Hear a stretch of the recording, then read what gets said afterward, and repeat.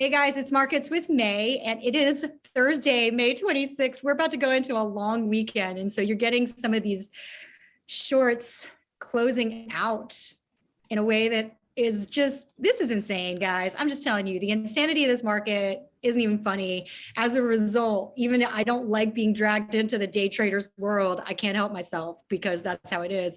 Past performance, it's not indicative of future returns. As you can see, everything's back in the green, recovering some of the losses, but not all of the losses of the month, because I think that some of those losses were justified, but it way overcorrected. We kind of talked about that these last few weeks, where if there's names you liked, you should buy them. And then particularly names, the one thing with this particular meltdown was that the names that truly were fundamentally, you know, way the hell underpriced, for lack of a better way to say it, they didn't actually correct very much. Now you go, you know, on days like this, when you have the indices like this, there's always the desire of so many people to come out and be like, I'm the smartest person in the world. And you're going to get like that probably on every social media feed. Oh my God, I'm so smart because I bought the market. And you just have to ignore that, because honestly, the volatility will continue. It will persist. And quite frankly, I'm not even convinced that people properly absorb the FOMC meeting and what he said. I'm going to go through that today. So I'm going to go through FOMC. I'll go through the standard economic data stuff that we still have, not very much left this week. And then we barely have any earnings reports remaining this Thursday already. And then we really don't have any earnings reports remaining, which is why I'm saying this is a very volatile market. Keep your cash levels high and like be ready to buy things that you know are going to make it for you for the back half of the year. All right, let's get into it. The only thing we have left this week is all of the inflation numbers in PCE. And could it take the markets down? For sure it could. But the bigger thing that's going on right now is the fact that Monday's a holiday, and that takes us out of the month, I believe. Yeah, the 31st, maybe you have the 31st, but essentially anything that you have to lock in, you have to lock it in now. And that means both, you know, taking care of some of the losses that you are taking, as well as filtering in some of the gains. And then you also have you have net buying off of some of the sales that were made to do, you know, the S&P rebalance that will happen at the end of this month as well. So you've got a whole series of weird trading dynamics that are happening. We can clearly see today that it's resulting in net buying, but that is what it is. Nothing changed. Okay, nothing changed. The only thing that happened with the FOMC meeting is that he was just clear as he's been the entire time, but just reiterating that no one has a clue. That's it. That's really what happened. I'm gonna go through that.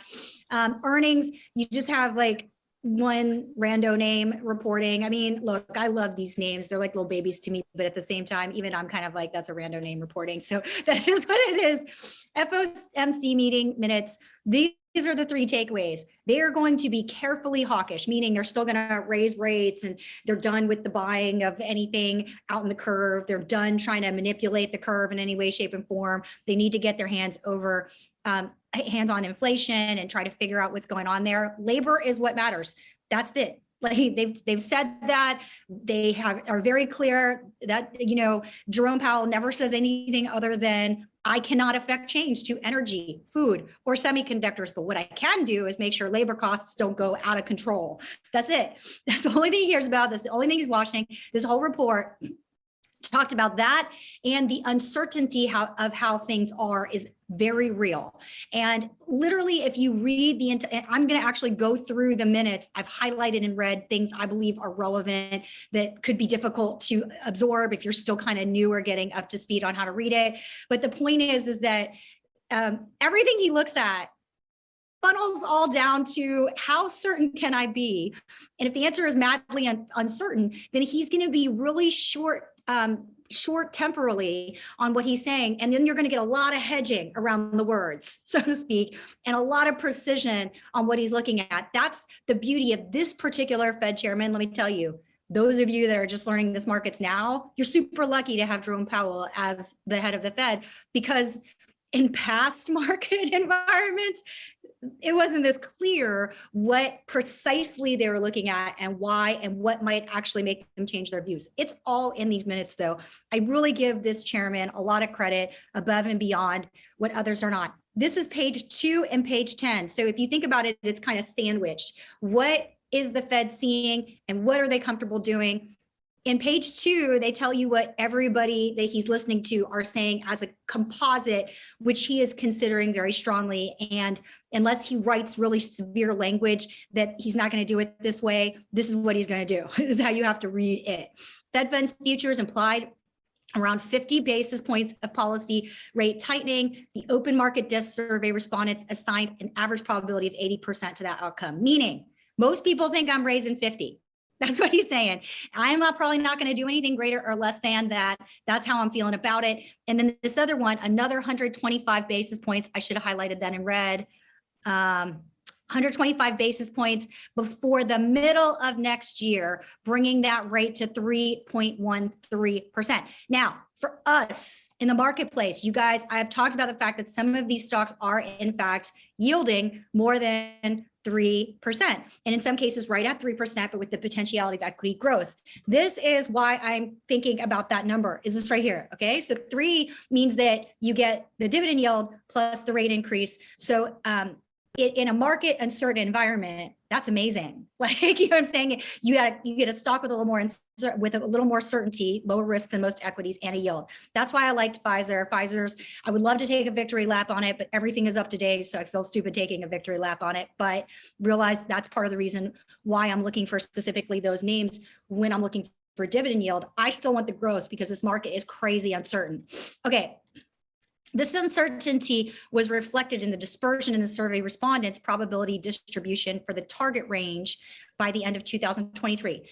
What does this mean? This means that he is fully acknowledging and aware that he might have to change his opinion quite a bit before the end of the year. And that could be either more hawkish or less hawkish per everything else that's in this FOMC meeting, which I'll go through. Okay, page 10 is like the summary of what's going on. And then he usually reiterates what was on the first page because it's basically the big ta-da, right? Plans for reducing the size of the Fed's balance sheet were issued in conjunction with it. So they're going to end it. They decided to raise the target rate to 0.75% to 1% and anticipates that ongoing increases in the target range will be appropriate. In other words, it's leaning more hawkish than not as relates to where rates would go. They're going to reduce the holdings of Treasury securities. So they're going to start to reduce the balance sheet. And that's going to happen next week, essentially. So no more playing with the shape of the curve. They need that thing to be steep. We've talked about that in previous episodes. And in fact, there is a video that I have on the yield curve, and you should take a look at that if it's unclear. But essentially, if we're going to raise the front, we need the back to come up a little bit. If you'll recall, he said other people keep pushing down the back by buying our debt because they want US dollars. And that becomes abundantly clear as you continue to read the report that this is just a continuation of this longer dialogue. So to set up that argument in the subsequent first part, so page 3, page 4, right? He's like, here's what we're seeing in US GDP versus the rest of the world. And the bottom line of that is there's a very strong dollar dynamic going on. So he shows and he says, look, GDP, I get it. Q1, it was weak. Okay. And we even have the numbers that came out today that were the revision of the advanced estimates demonstrating that there was nothing wrong with that number. So he's like, look, I get it. It's weak. Okay. But here's the thing. Private domestic final demand, that was actually faster and stronger than expected. And the labor conditions continue to tighten. So if I'd had normal labor conditions, who even knows what that number would have been? That's how you read that sentence approximately. Some people may get aggressive with me when they see the video on it, but I'm just trying to make a point here, okay? Now, the other thing too, is that he talks about exports and how they fell briskly and so by contrast, real exports of goods fell back after rising briskly late last year. Both real exports and imports of service grew at a moderate pace, though both were held back by a tepid recovery in international travel amid ongoing waves of COVID.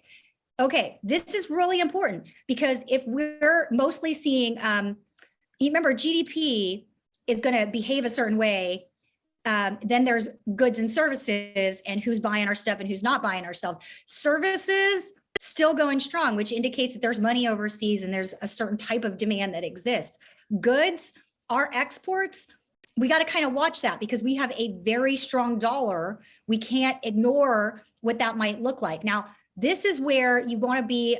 This is where I'm saying the uncertainty exists. And if we fly the ship through the Death Star just so, this could go really well. We know that Europe has not gone to this war high stacked at the table, food-wise, energy-wise. And we're not yet seeing the US industrial production help out or be helped by that, which is a very real outcome, guys. Come on, let's just call it what it is.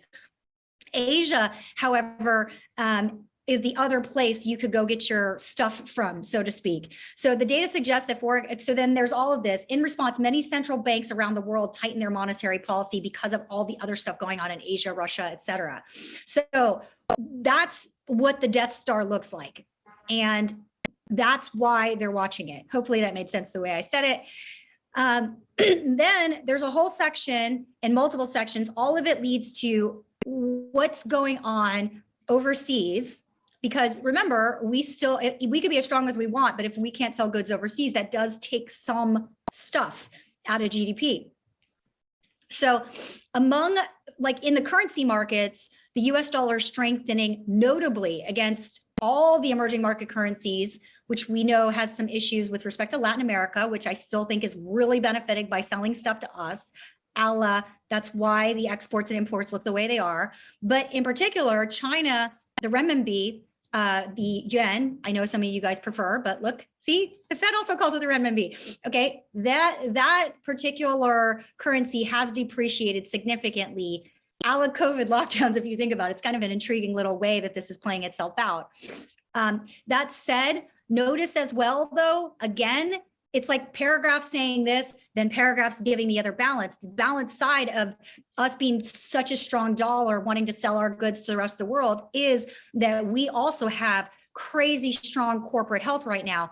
Corporate bonds outpace downgrades. So the volume growth, despite the volume growth of corporations refinancing to lock in that low rate for long-term projects, you still had, largely speaking, most of them either getting upgraded or, relative to how much debt was issued, very few downgrades for the expansion of the balance sheet. So think of it this way, you're a healthy company, you're going to go ahead and take in more debt. Technically, your credit score will go down. But in this case, it actually didn't go down in any meaningful way relative to how much volume was put on. So that's really, really beneficial, because it basically means, like, if you're like playing a video game, these guys basically bought a bunch of like stuff, they have the money there ready to deploy as soon as it's ready to deploy. That's really an intriguing and exciting sign, which is why I'm saying this summer, anyone that pretends like they know what's going on is a little bit full of it. I'm just saying.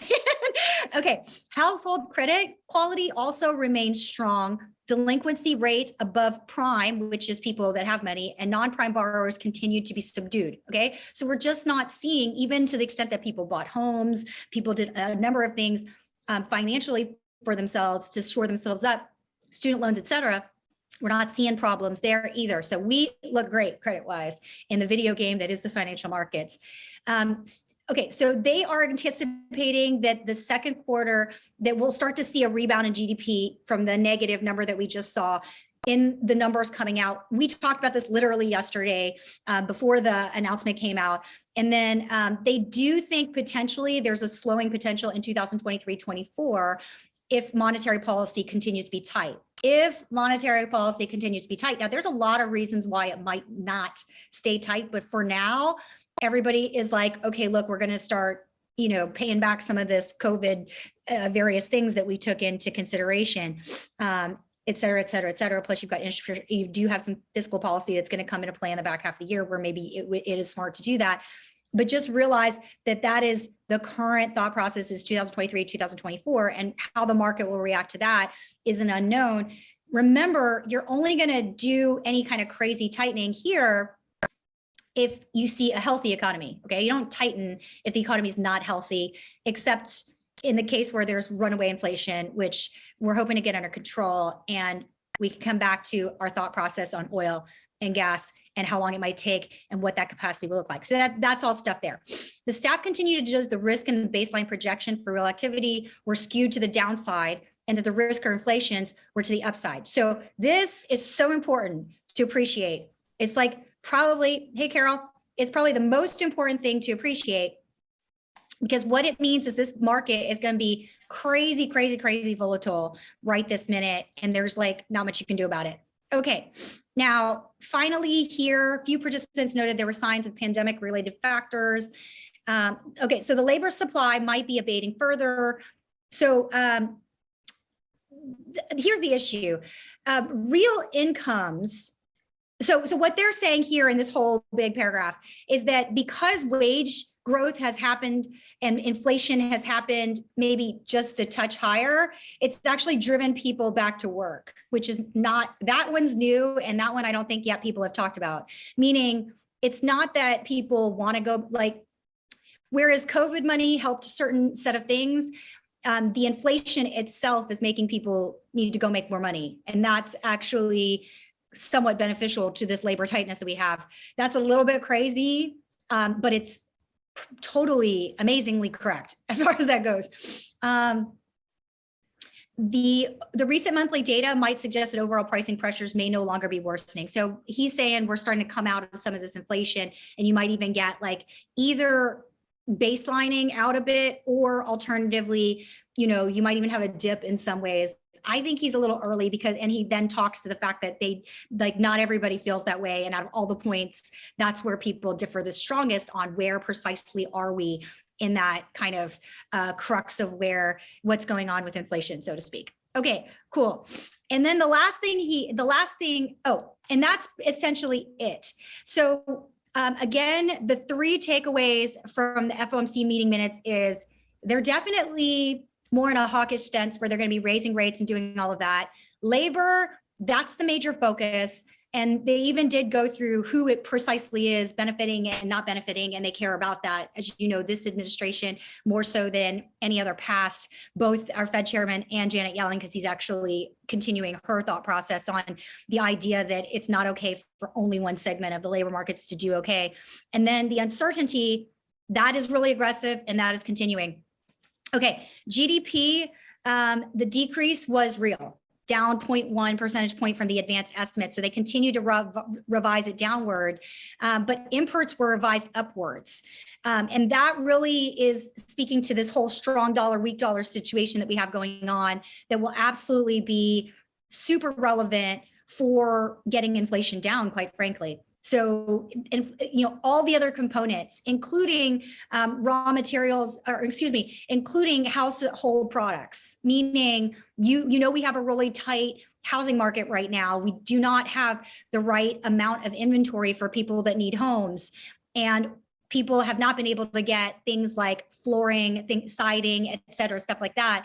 So if this number does certain things on the import side, it could be really good as the dollar strengthens. We don't know yet though. Okay. Like you're going to need to see 2 to 3 quarters. You have to get through the summer to really have an appreciation. And then by the way, through the summer is also your strongest season for construction. So it will be really hard to tell what's going on through the summer months as relates to the stuff that typically gets imported that alleviates that inflation that people experience on home goods, building products, that sort of thing. So realize that.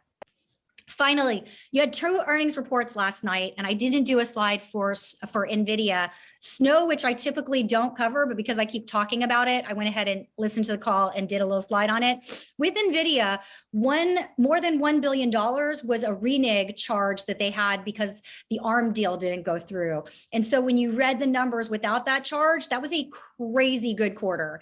Even though like the initial headlines that came out were all about decreasing demand, is nonsense, okay? Nonsense. If you're confused, Yahoo Finance and all of the powers that be, when they see the stock drop aggressively, they just write nonsense. I don't know a better way to say it. Sometimes they're great. There's many journalists that are fantastic, but they got to come up with something. And so the first step out of the gates usually is completely worthless. That was the way it was for Amazon. It was definitely the way it was for NVIDIA last night. And then your analysts in the morning, after taking a deep breath and just triple checking that the news flow was nonsense, will come out and support the stock, which is what happened after the first 5 minutes of the stock trading this morning. Snow was also, I'm going to say it was also nonsense, but it was much more complicated nonsense. So in fairness, I kind of understood why people came out and thought about snow the wrong way. And the reason I thought about snow the wrong way is that snow, which it said over and over and over again on the call. If you look, okay, this is the income statement for snow. And if you look at this line item, sales and marketing, this is up 50%. And so everybody's like, oh my God, supply chain, marketing issues, la, la, la. It's bullshit. The reason what this is them hiring a bunch more salespeople so they can like continue to take share from weak players. The business top line, look at this. This is almost a double. It was up 88%. And R&D, they're increasing that by almost 50%. So basically, they're going to come out of this pandemic with a better product and a stronger sales team. That's essentially what's going to happen. And for that, even though they reported, I mean, they still run an operating loss. But if you look at cash flow, so they still run, let me say it correctly, they still run net income negative, which is why everybody's like, it doesn't make money. Let me show you. Here's the net cash provided by operating activities. This was last year, 21, this is million. Yeah, it is more than, what is that? Something like 9 times the amount of cash flow, you know, eight and change times the amount of cash flow from operations. And that just has to do with precisely what it said they were doing, along with, they even took like a mark on strategic investments. Okay, what is that? That is them giving money to a smaller player that they are investing in because that particular technology might be good. Because NASDAQ has gotten clobbered, they went ahead and had to write a non-cash $8 billion charge associated with it. That's what that is. Okay. And they're not the only ones that have had to do it. And that tells me that in this next quarter, to the extent that that has to be done from an accounting perspective, you're going to get some crazy responses every time there's an earnings season call. In both directions, by the way. Like, as we know, Amazon rallied on that Rivian mark, but quite frankly, Rivion's down a lot. So whatever they still have residually in ownership is a joke. And they're certainly not going to do any more things like that for the next year because it'll only possibly hurt them. So that's how you look at Snow, in my opinion. It's a great company. And a lot of people were like, well, what about Walmart? All these bad things that are happening everywhere. And they were just like, nah, that's not an issue.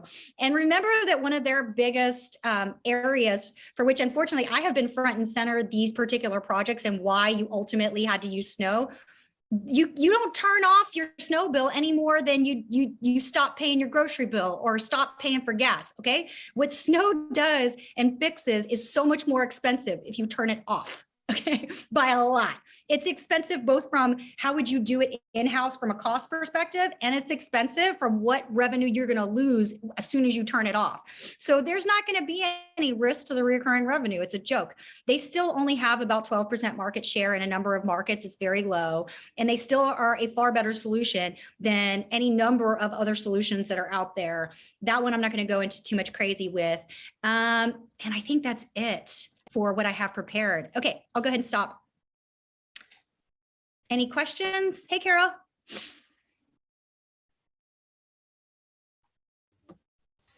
Any questions? Okay, is my volume off?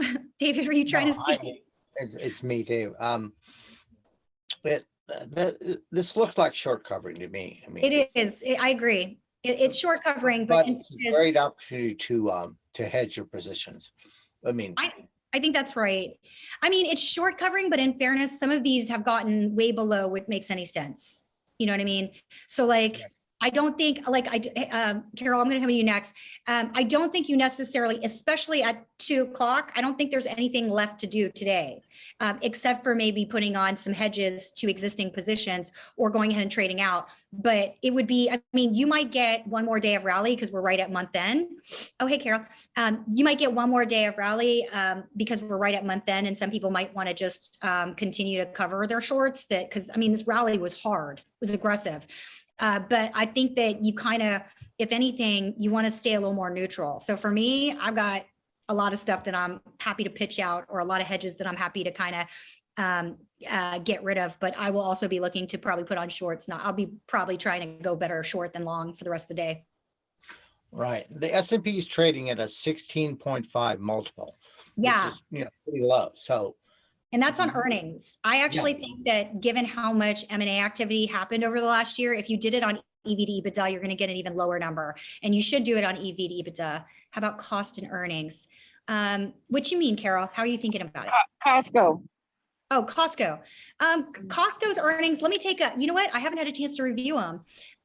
They probably are, I'm sure it was fine because the Sam's Club business did so well. Sorry, I don't have an answer for you today yet on that one. I'll take a look. Sorry. Any other questions? I think it's really important in what you brought up about Silicon Valley Bank. I mean, they are the bank of the VC guys here, right? 100%. Yeah. So, Like, I mean, the only other customers they really have that are meaningful are wineries. They do a lot in wineries, strangely enough. okay, that's another good sign. Anyway, they're sitting on so much cash. That means that, I don't know, there's money there to invest in innovation. It's the way I look at it. Carol, there's not like today is not like today. I wouldn't play the market at all. Like I would sit out. There's nothing like tomorrow might be a day where there's some interesting things, but today there's nothing that I would like. I'm waiting. So I'm waiting for Clorox. Like I lifted my hedges mostly yesterday because they got clobbered so much. I'm waiting for Clorox to get back. It's almost to 150. At 150, I kind of want to see, but that's still probably a tomorrow thing for me versus a today. Let's see other things. At 150, you're going to short or no? I'm going to have a look. Long? I want to see how the market trades it right now because the market is doing like I think the next few days are a little bit strange. I think as we go through month end because you just have too much going on. Clorox and GE are the two that I'm watching potentially for how they behave over the next 2 days. Both of them, I lifted my head. I was short both of them outright, and they're just behaving so strangely. I don't want to be short them further. Other than that, I'm hedging out positions rather than taking outright short positions. So I'm like, for example, I moved back on Console Energy, which I'm hella long and will be for the remainder because I do think over the next like year or so, and definitely through the summer, you get lots of upside on Console Energy, ticker CEIX. I mean, I do think it's a double over the next year because I think it'll take that long for people to figure out the energy situation. But between then and now, that thing will wobble like mad. So because I saw this morning how aggressively energy was trading, I went ahead and lifted my hedges just so I could put them farther back. But I would not go long Console today up like 10%. And I would not go short it either, because like I said, this thing is super stupidly cheap. And if people just decide to sector rotate into energy full on because they're just scared, which wouldn't be a bad call given where these things trade at valuation, but you have to see that people are actually going to do that. And it's hard to know just off of 1 or 2 days that that's the direction they're going to take. So today, there's really not anything that I would be like, oh, you must do this. Yeah, you always come in on the days where there's like literally nothing to do. I feel so bad, Carol. Well, SPY puts are way beyond ATR. So, I mean, oh, you feel like to me, that's a low risk trade. SPY puts. Just buying puts on the SPY? See, yeah, low risk. I mean, keep a close stop, but I mean, it's kind of, it's silly what it's done today. Yeah. I've been forgetting, but I'm going to set my alarm so I don't miss the class anymore. Yeah, I mean, it's a really funky market. So like, as we talked about, I went ahead and got more Apple this morning, but Apple, I think, trades to 145 and then hangs out there for all of next week. Do you know what I'm saying? So like Apple, you know, Amazon, I think it probably will hang out around 2250 and it'll just dance around that for a while. Google, I actually think still needs to get to 2180, but the vol has spiked up so aggressively, options wouldn't be the way to play that. Do you know what I mean? So there isn't a lot right this minute. There isn't enough upside for the amount of risk that you're taking to go too aggressively into these markets, in my opinion, today. Yeah. Any other questions? I feel bad, Carol. I'm sorry. I know you're really excited to do something. You rarely get time off anymore to do this market stuff.